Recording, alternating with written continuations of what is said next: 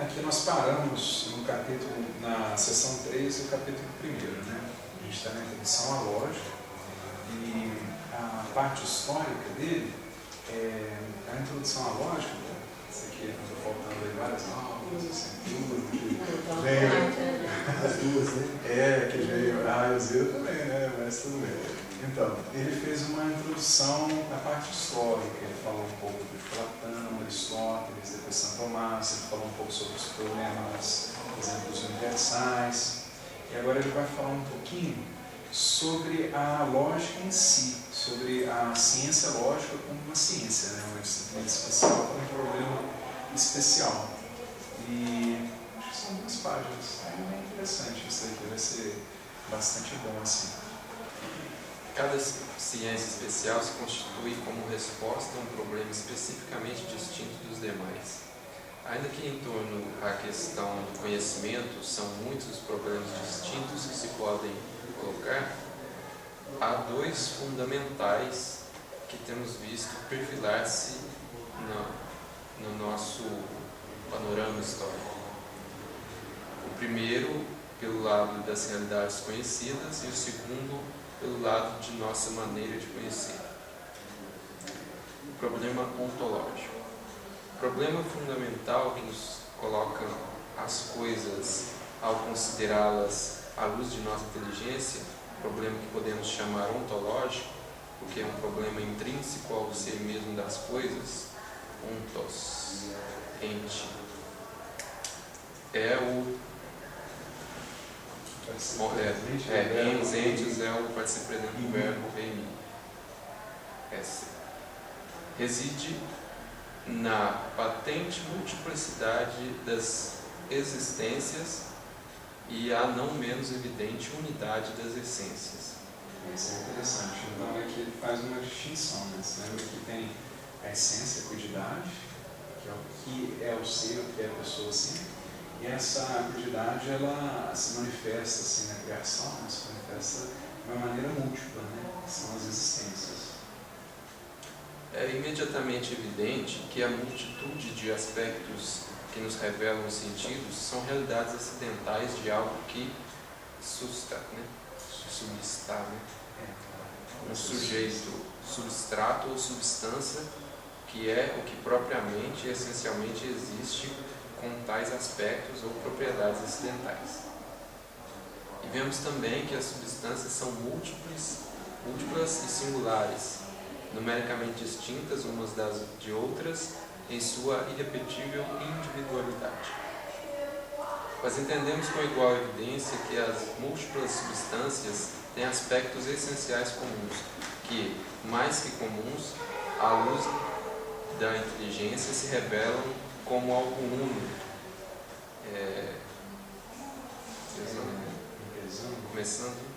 Começando pelo aspecto essencial fundamental de ser substâncias. Nota 2. A evidência é igual porque a primeira quididade clara que distingue a inteligência na noção geral de ente, isto é, a substância, é uma considerada em sua mesma essência e múltipla considerada em sua existência real. Como dissemos mais acima, estas 2 maneiras de considerar a substância correspondem à substância primeira e segunda que distingue Aristóteles nas categorias.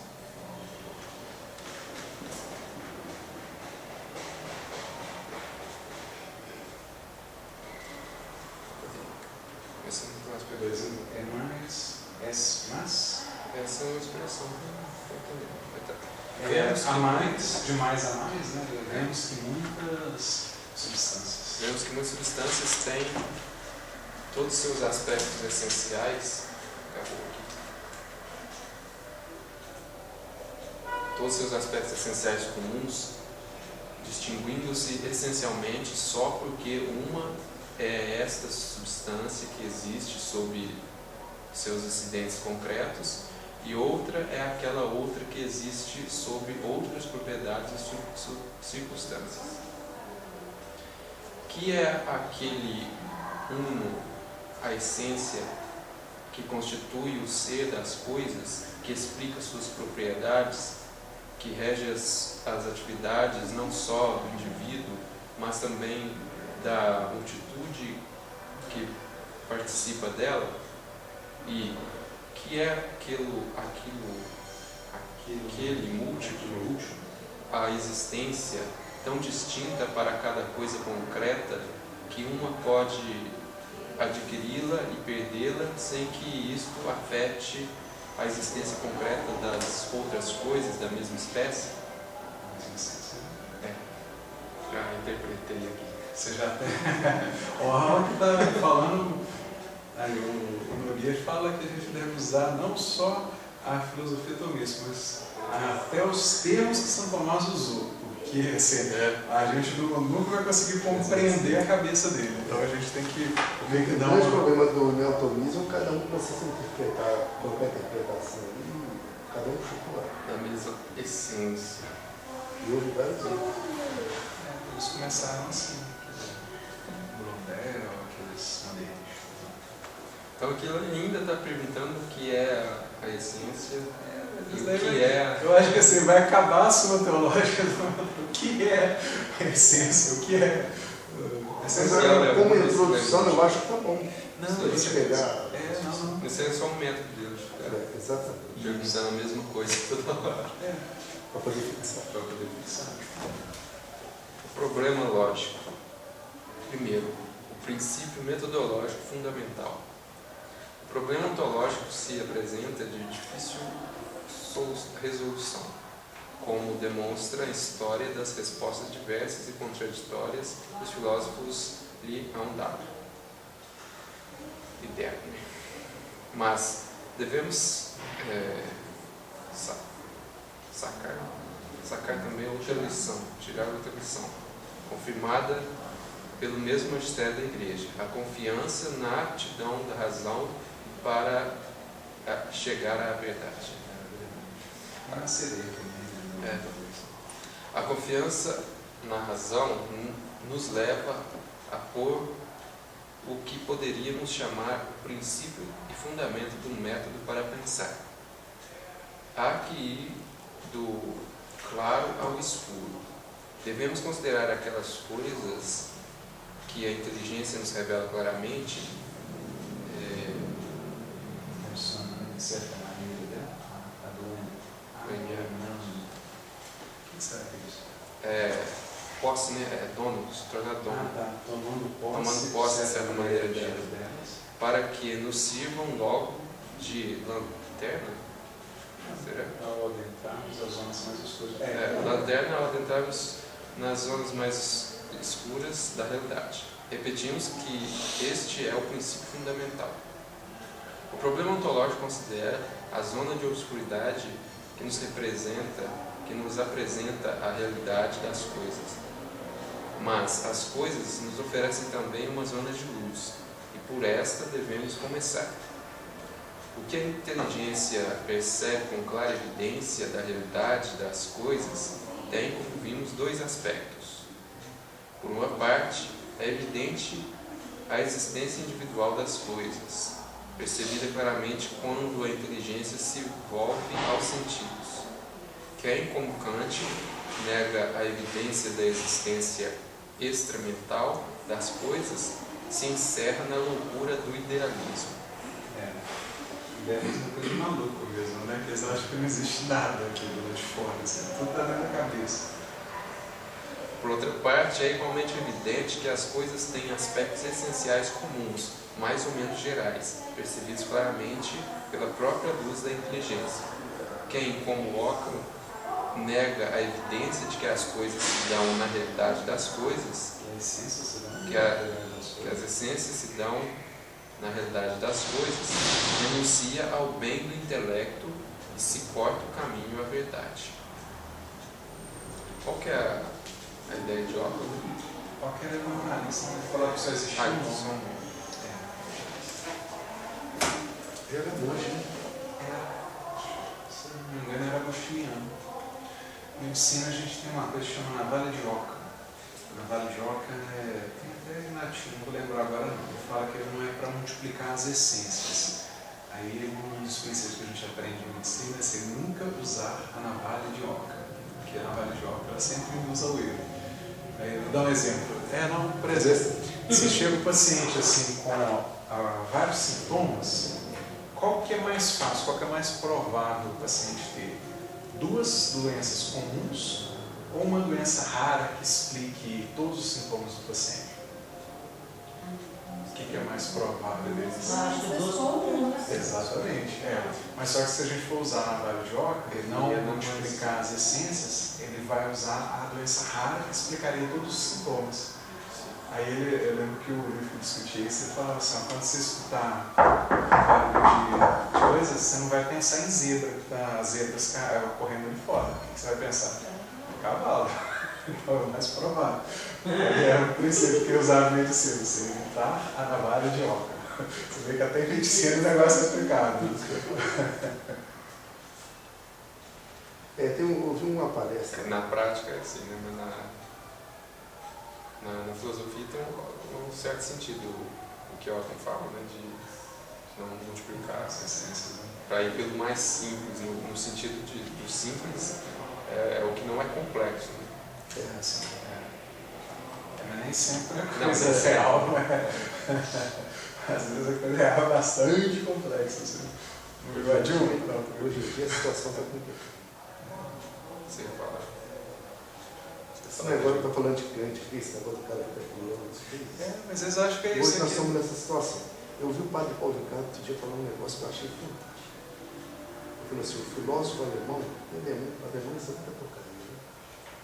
O filósofo alemão, aquele cara, ele deu o exemplo do elefante. Você vai perguntando, você estudar o elefante, você vai lá, mede o elefante, pesa o elefante, o tamanho do elefante. O alemão não. O alemão, se eu vou escrever sobre o elefante, ele entra num quarto escuro, escreve mais ou menos uma pilha assim de papel, quem é o elefante? Aí ele pega e começa a debater contra ele mesmo os argumentos. Então quando ele sai ali, ele já sai, primeiro, o elefante senta a cabeça dele. Segundo, ele tem argumento para explicar tudo o que ele pensou. Então é uma loucura, aí sai fazendo. Eu achei muito interessante o pensamento dele. Isso é coisa de maluco. Assim, o padre Paulo, eu acho que foi bem feliz no raciocínio. É isso mesmo. Mas eu acho que eu gostei. Ele pôs um vídeo sobre o tomismo. Sobre o tomismo? Se o tomismo morreu ou não. Aí eu falo da importância do tomismo. Eu vi, eu não cheguei a ver esse vídeo não, mas eu vi eu assino o site dele e vem aquelas atualizações. Interessante. Ele fala que o tomismo tem a resposta que a gente precisa na sociedade de hoje. Exatamente pelo realismo dele. Fazer um tomismo vital, né? É aquilo que o Bonomi está fazendo. Talvez porque eles estavam juntos, né? Pensamento. Porque o tomismo, o que está precisando hoje é o cara ter a noção da realidade e aceitar a realidade. E nesse vídeo também ele fala um pouco do...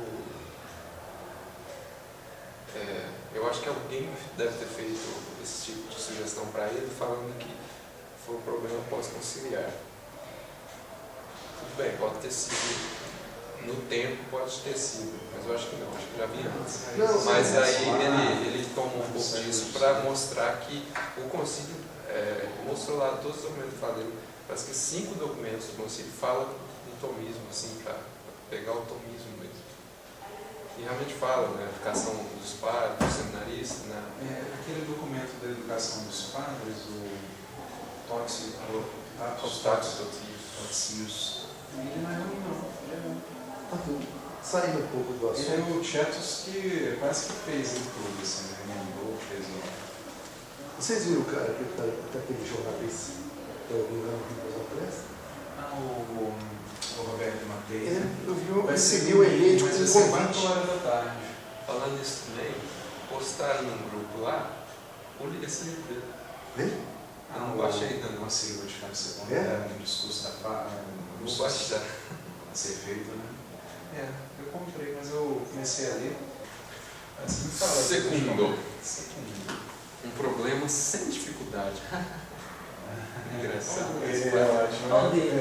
A lógica. A lógica vai trabalhar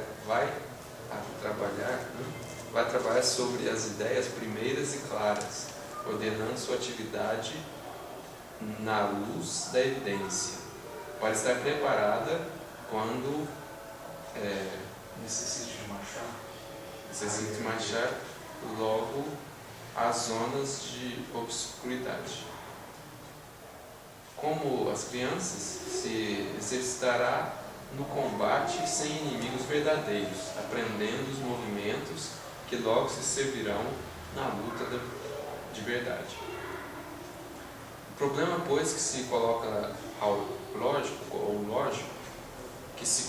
o lógico, é a repetição do problema do filósofo, a conjugação do uno e do múltiplo, com a não pequena diferença que, para o filósofo, o problema representa uma dificuldade real, enquanto que, para o lógico, não. Mas expliquemos melhor.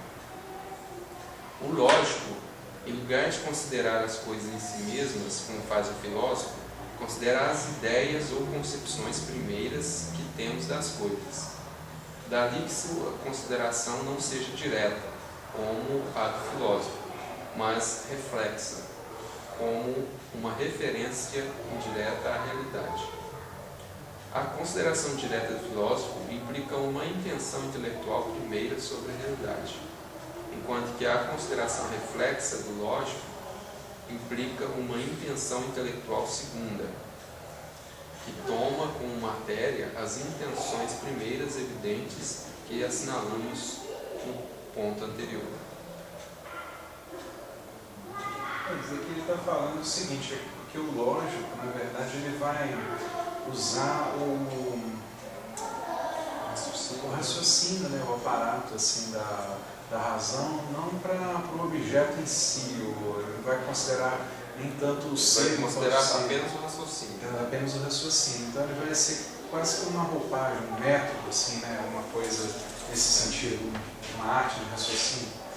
Então, talvez ele não chegue, obviamente ele vai chegar, mas talvez ele não chegue tanto ao ente quanto o filósofo chegaria, assim, mas ele vai ensinar a maneira adequada, a maneira correta, assim, de usar o raciocínio, usar aquilo lá. Então, seria essa a diferença, né?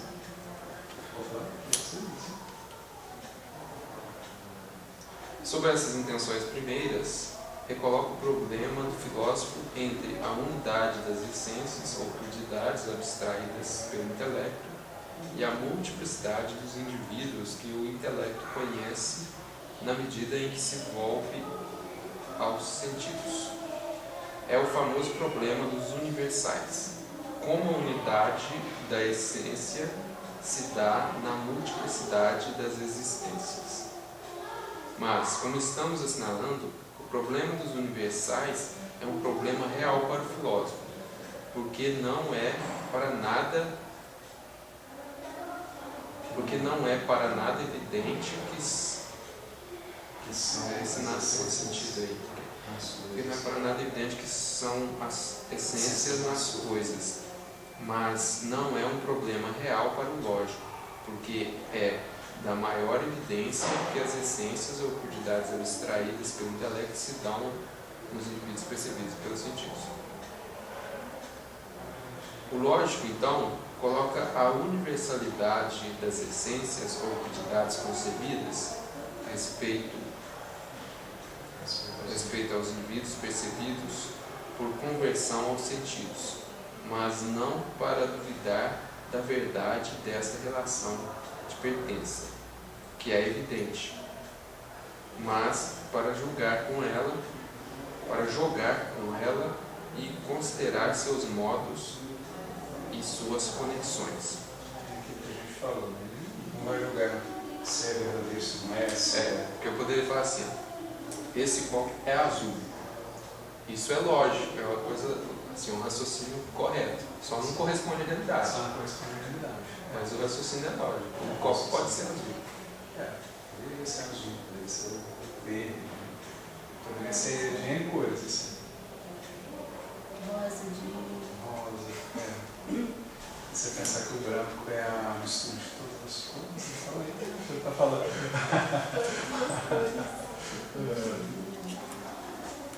Lógico. O lógico, então, coloca... Eu já li isso, não? O lógico, então, coloca a universidade a exercer as utilidades concebidas a respeito dos limites percebidos por conversão ao sentido, mas não para duvidar da verdade desta relação de pertença, que é evidente, mas para jogar com ela e considerar seus modos de conexões. O assunto, em consequência, que considero lógico, são as espécies e propriedades da universalidade das ideias. E a finalidade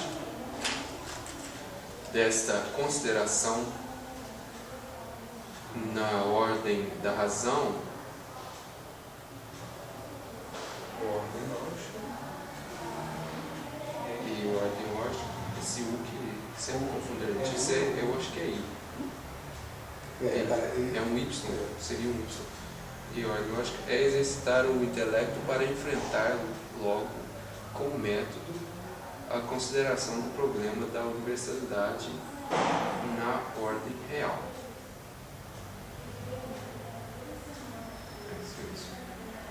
Para este problema especial, distinto e, em certo modo, independente do problema ontológico, é necessário desenvolver uma disciplina especial, a que os sábios e científicos chamaram lógica, desde a antiguidade. Científico aí ou cientista? Científicos, né? Agora vamos ler até o capítulo 4. Com isso. Esse daqui até que não é essa parte aqui, ela é mais rápida, até porque ele vai discutir um pouquinho, vai ter um súmulo aqui da lógica pertence ao gênero das artes, o sujeito da lógica e a definição de lógica. A lógica é uma disciplina direta de atos da razão, as artes servis, a arte da prudência, as artes liberais. Esse aqui é interessante porque uma das primeiras questões da Suma, ele fala um pouquinho sobre as artes servis e as artes liberais.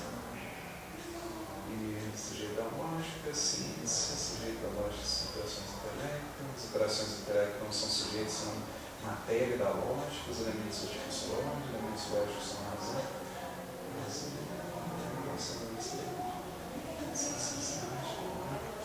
Esse capítulo aqui vai ser bem interessante, assim, porque vai só discutir um pouquinho sobre o método da lógica. Vamos ver o terceiro, o que ele faz. Vamos pular esse capítulo.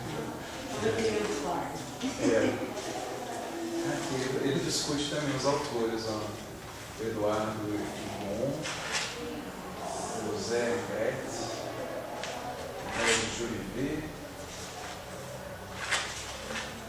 Aí depois, aqui ele já começa na lógica em si. Na lógica especulativa. Vamos ter bastante coisa assim. Vamos ver o 4. Aí o 4 eu acho que ele já começa até na